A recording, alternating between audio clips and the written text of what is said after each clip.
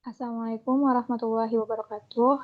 Saya Syakira Barara Fauzal. Hari ini saya ingin mempresentasikan tentang penyakit pada sistem pernafasan yaitu pneumonia. Jadi pertama kita akan belajar tentang mekanisme pernafasan normal terlebih dahulu. Jadi proses respirasi atau bernafas dimulai saat kita mengambil udara melalui hidung. Di hidung terjadi penyaringan udara dan penyesuaian kelembaban udara sehingga tidak ada mikroba seperti virus, jamur, bakteri yang akan masuk ke dalam saluran pernafasan dan dan udara dapat disesuaikan dengan suhu tubuh. Setelah itu udara akan turun atau masuk gitu ya melalui laring dan ke trakea. Di trakea udara yang masuk ini akan mengalami penyaringan kembali dan pelembaban udara kembali untuk memastikan bahwa udara yang terhirup sudah bersih dari hal-hal yang tidak perlu. Di saat bersamaan pada saat kita menarik nafas gitu, otot-otot diafragma, otot-otot rusuk dan diafragma akan berkontraksi dan menciptakan ruang kosong di rongga dada. Ini bertujuan agar paru-paru bisa menarik udara yang bisa kita hirup. Jadi ini mekanisme pernafasan dada ya. Nah, setelah udara masuk bergerak menuju ujung trakea, udara akan melewati bronkus dan menuju ke kedua paru-paru. Setelah itu, udara mengalir ke bronkiolus dan terus mengecil sampai udara sampai di ujung percabangan. Nah, ujung percabangan bronkiolus itu disebut alveolus. Ketika udara mencapai alveolus, oksigen masuk melalui membran ke dalam pembuluh darah kecil yang disebut kapiler. Sebaliknya, karbon dioksida akan keluar dari darah menuju kapiler dan masuk ke dalam alveolus. Nah, setelah oksigen dan karbon dioksida bertukar tempat di alveolus, rongga dada akan mengendur akibat otot diafragma dan otot tulang rusuk yang mengendur atau berelaksasi. Jadi ini memungkinkan karbon dioksida keluar melalui hidung. Nah, selanjutnya kita akan belajar tentang penyakit pernafasan. Salah satu penyakit pernafasan yaitu pneumonia. Pneumonia adalah infeksi yang menimbulkan peradangan pada kantung udara atau alveolus di salah satu atau kedua paru-paru yang dapat berisi cairan. Nah, cairannya itu bisa cairan aja atau bisa nanah.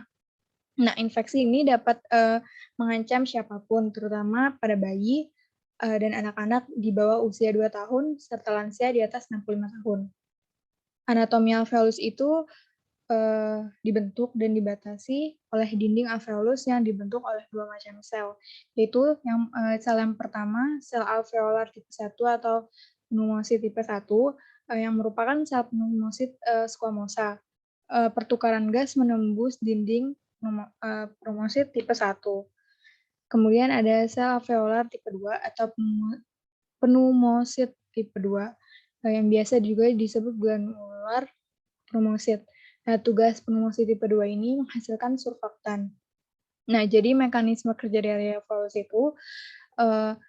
itu terdapat 300 juta gelembung di dalam paru-paru gitu, yang diameternya sekitar 0,3 mm per satu alveolusnya. Struktur gelembung ini cenderung tidak stabil. Adanya tegangan muka cairan yang melapisi alveolus itu akan menyebabkan gelembung cenderung menjadi kolaps gitu atau tidak stabil. Nah, karena berkat adanya surfaktan yang dihasilkan oleh sel pneumosit tipe 2 gitu ya. Jadi ini tegangannya akan turun pada muka cairan di dinding alveolus yang menyebabkan gelembung tersebut tidak mudah kolaps, tapi mengembang dan stabil sehingga proses pertukaran udara secara difusi dapat berjalan dengan lancar. Nah, terus kita akan lanjut lagi belajar tentang mekanisme dari pneumonia itu sendiri. Ketika kita bernafas melalui mulut ya contohnya, proses penyaringan debu itu akan menjadi tidak sempurna gitu. Walaupun demikian, sebenarnya kita memiliki mekanisme pertahanan yang kuat seperti kita bisa batuk gitu ya untuk mengeluarkan hal-hal yang masuk ke dalam saluran pernafasan. Bisa juga debunya disaring oleh mukus yang ada di trakea atau bahkan adanya makrofag yang nantinya memakan mikroba-mikroba yang ada.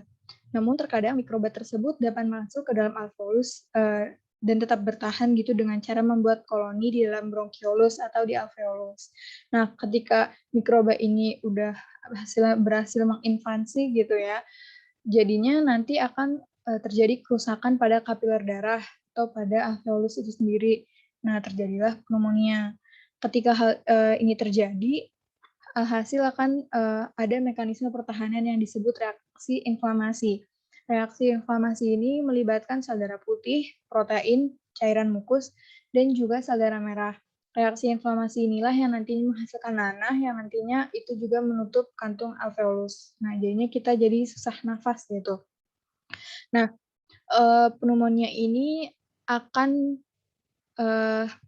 beresiko tinggi pada orang-orang yang pertama pada bayi atau anak-anak yang berusia di bawah 2 tahun, pada lansia atau yang telah berusia di atas 65 tahun, perokok, pecandu alkohol, pecandu narkoba, penderita penyakit paru dan saluran pernapasan seperti asma, penyakit paru-paru obstruktif kronis, pasien yang ada di rumah sakit terutama yang menggunakan alat ventilator, orang-orang yang sistem imunnya lemah, misalnya penderita HIV, penderita diabetes, atau orang yang sedang menjalani kemoterapi atau penerima transplantasi organ.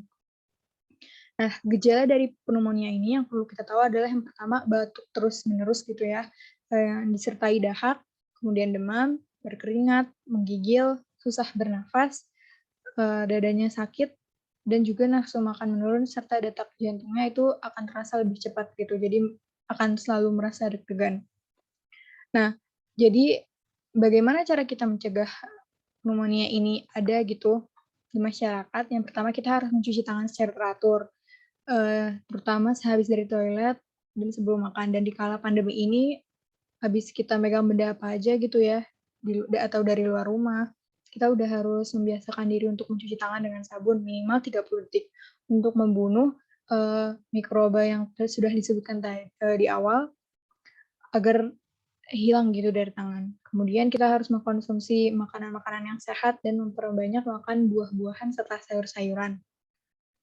Berolahraga secara rutin, tidur yang cukup, berhenti merokok dan minum alkohol, menjaga jarak dengan orang yang sakit gitu ya, dan juga menjaga kebersihan. Sekian dari saya, kurang lebihnya mohon maaf. Assalamualaikum warahmatullahi wabarakatuh.